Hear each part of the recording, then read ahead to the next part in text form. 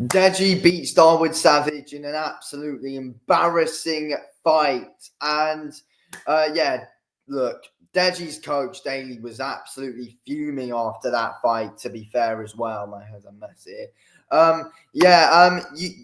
You could tell he was not happy with Deji's performance whatsoever. KSI had stuff to say about it on commentary as well. It was not great from Deji whatsoever there against Dawood Savage, who has lost every single fight. Someone who Deji should have knocked out in the very first round. But it's like Deji wins, gets the knockout in the third round, but looks awful in that fight, to be fair. Looks absolutely awful. I mean, I question it. Like, is it Deji's power? I mean, that I think that's a big question. Does Deji not really have much power? That's something. But again, though, to be fair, Deji didn't help himself because he wasn't throwing at the end of the day as well, though, at some of the time. In the first round, he let a few shots fly. He should have got him out of there then. But in the second round, it's like Deji didn't throw at all in that second round. Third round, yes, Deji does eventually get him out of there. But I just don't get it. How's he not getting Dawood Savage out of there? Why is Deji not cutting off the ring? I mean, look, compared to what he did against Swarms, but again, Deji couldn't get Swarms out of there like he should have done, in my opinion, as well.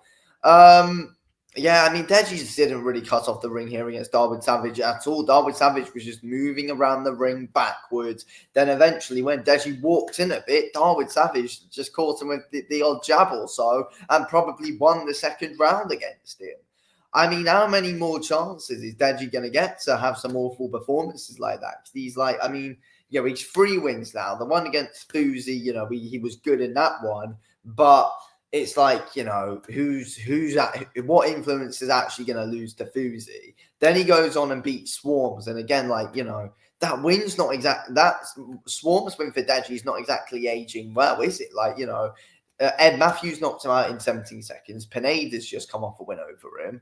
It's like, it's not aging amazingly for Deji, that fight against Swarms, that win against him. And now against Dawood Savage, it's like, who even cares that Deji won that fight? Everyone's beaten him. So, yeah, and just the way Deji did it as well, it just wasn't in good fashion. Out of everyone that's beaten Dawood Savage, Deji's done it in the worst way, compared to everyone. I think Ben Williams beat him, Warren Spencer beat him, Sol Pappy beat him. Forgetting some other names here as well. But again, he's done it the worst out of what everyone's done, in my opinion. Deji has. It just wasn't great. It just wasn't great to watch at all, and it just proved to be an absolute shit show, that fight. Deji not throwing any combinations, not trying to cut off the ring. Deji not pressuring well at all in that fight. When Deji was walking forward, he was not throwing at all. There was literally nothing being thrown from Deji. There was no shots being set up from Deji. It just wasn't good enough. My hair's really annoying me today. And I think overall, the shots that Deji was trying, I mean, the uppercut that Deji caught Dawood, that tried to catch Dawood Savage with, he was just way out of range with, but then eventually did follow up and caught him. But again, it wasn't. I think Deji wanted to land better than that. I thought that, there should have been the first knockdown when Deji did catch Dawood Savage at the start of the round. It was definitely a knockdown. I don't know what the ref was doing there.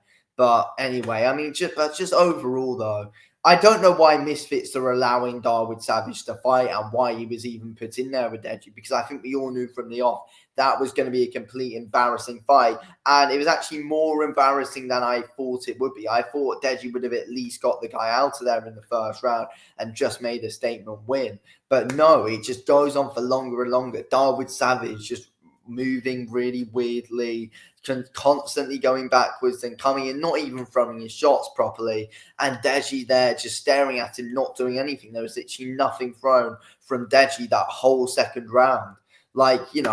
Daly's right to be absolutely fuming with Deji after that. No one's going to be fearing Deji after that whatsoever. Bryce Hall's going to look at that and he'll be licking his lips after seeing that. I think a good fight for Deji next is probably Danny Aaron's overall, to be fair. I'm not sure if they will fight. But, I reckon it could be a decent one. I think it could be a good one for Danny Aaron's to come back to. I'd expect Deji to win it. But, you know, you never know. Danny Aaron's could cause Deji problems. Like, you know, how highly are we actually rating Deji here? I mean, you know, loads of people say, oh, yeah, Deji's got that great natural ability. But, you know, where was that there, though? Where was that in that fight? It was nowhere to be seen.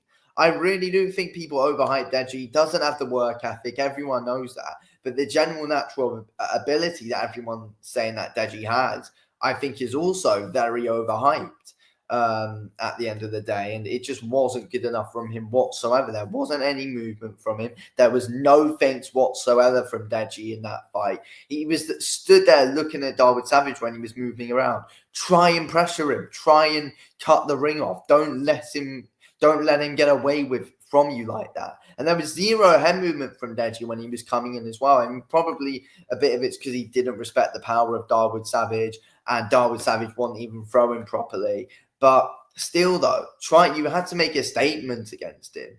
And Deji just made himself look 10 times worse than what he actually is in that overall, in my opinion. He made himself look worse. And, you know, people were saying, you know, Deji had the odd little bit of hype around him before coming into it, even though he hadn't beaten anyone special.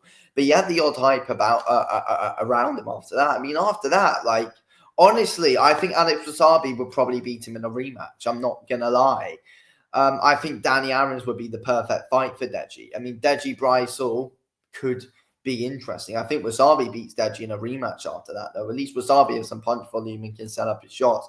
Deji just wasn't really doing anything of note in that fight whatsoever, and Deji just let himself down, and it's a shame.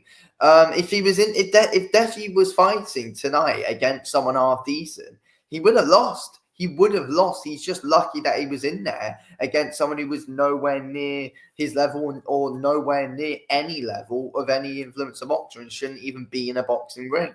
That Dawood Savage shouldn't have even been in there.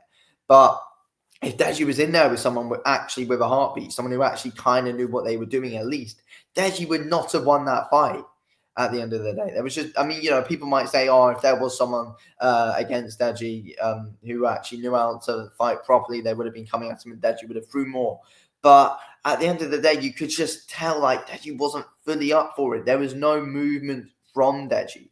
There was no feints. You know, I feel like a lot of these top influencer boxers would have been trying to do something against someone like Dawood Savage. I mean, they have done before. Like we've seen, Salt Pappy was on Dawood Savage. Ben Williams was on Dawood Savage. Warren Spencer was on him.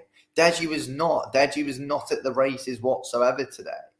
So, yeah, there we go. Anyway, thanks for watching.